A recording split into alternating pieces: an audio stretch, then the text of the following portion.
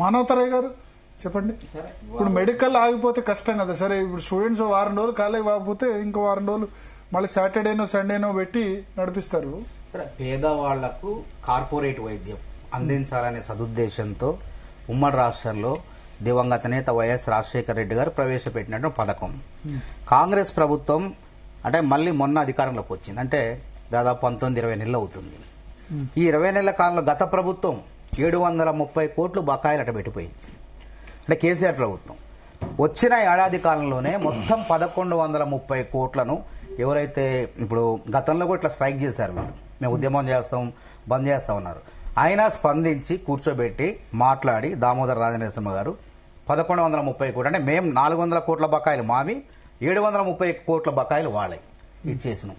మళ్ళీ నాకు తెలిసి ఇప్పటికీ 9 నెలల్లో 8 నెలల్లో బకాయిలు ఉన్నాయి, సుమారు 1080 కోట్లు ఉన్నాయి. వాటిని కూడా అంటే ఏంటంటే ప్రభుత్వం దగ్గర గతం అంటే ఆర్థికంగా గాడి తప్పిన వ్యవస్థను గాడిలో పెట్టే ప్రయత్నం రాష్ట్ర ప్రభుత్వం చేస్తుంది. ఈ ఆరోగ్యశ్రీ కూడా నిధులు పెంచిన 5 లక్షలు కాదు, ప్రభుత్వం 10 లక్షల రూపాయలు చేసింది. కొత్తగా మొత్తం కలిపి అన్ని రకాల వైద్య చికిత్సలు 1835 దాకా ఉన్నాయి. 22% నిధులు కూడా పెంచడం జరిగింది. కాబట్టి కొంత ఇబ్బంది ఏర్పడుతుంది. దాన్ని సరే హాస్పిటల్ యాజమాన్యాలు కూడా కొంత సహకరిస్తారు, లేకపోతే ఎప్పుడో వాళ్ళు బంద్ చేసేవాళ్లే. కానీ గతంలో జనవరి నుంచి చెప్తామంటారు. సరే జనవరిలో చేశారు, ఆగస్టులో అంతకుముందు మొన్న ఆగస్టులో మాట్లాడారు. దామోదర్ రాజనరసింహ గారు మేము సార్ స్ట్రైక్ మేము స్టాఫ్ సర్వీస్ చేస్తాము అని చెప్తున్నాం, కానీ అదే చేస్తే అందరికి ఇబ్బంది అవుతుందని మేము కూడా వెయిట్ చేస్తున్నాం సార్. మేము వింటున్నాం సార్ మాట వింటున్నాం హెచ్ఎం గారిది. అదే దామోదర్ రాజనరసింహ గారు మాట వింటున్నారు. గతంలో వీరు ఈ విధంగానే జనవరి నెలలో కూడా ఈ సమస్య ఉత్పన్నమైంది. వెంటనే అప్పటికప్పుడు కొంత నిధులు విడుదల చేశారు, 1130 కోట్లు. ఇప్పుడు మళ్ళీ 9 నెలల బకాయిలు ఉన్నాయి. ఈ 9 నెలల బకాయిలు కూడా రాజనరసింహ గారు ఇది చెప్పిన కదా, నేను ఒకటే చెప్తానండి, ఇది స్పందిస్తుంది ప్రభుత్వం, నిరంకుశత్వంగా వ్యవహరించదు, ఇది బంధించదు.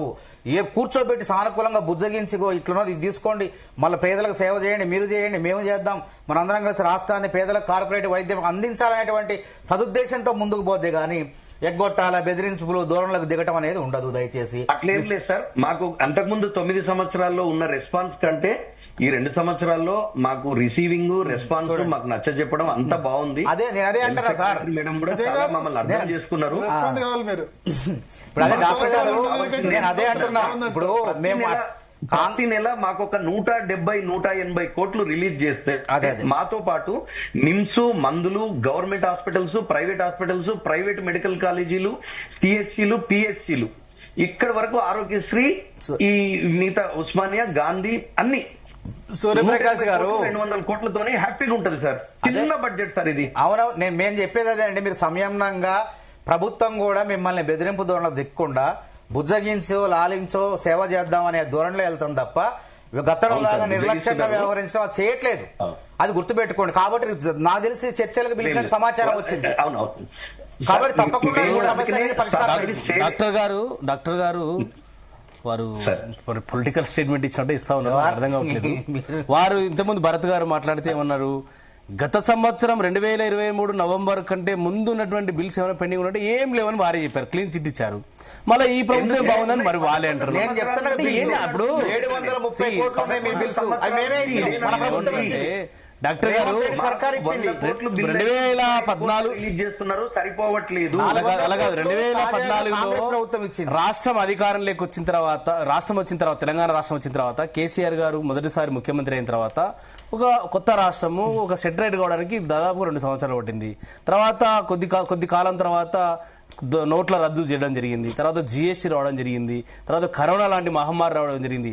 అనేక సంక్షోభాలు వచ్చినప్పటికీ కూడా, అనేక ఇబ్బందులు ఉన్నప్పటికీ కూడా రాష్ట్రం ఎక్కడ కూడా ఆగకుండా, ఆరోగ్యశ్రీని ఎక్కడ ఇబ్బంది పెట్టకుండా వైద్యాన్ని అందించినటువంటి పేదలకు అందించినటువంటి చరిత్ర కేసీఆర్ గారు ప్రభుత్వం. ఇప్పుడు డాక్టర్ గారే చెప్పారు మాకు 2023 నవంబర్ కంటే ముందు ఇప్పటివరకు ఏం పెండింగ్ లేవని మీరే చెప్పారు. మళ్ళీ మీరే చెప్తున్నారు.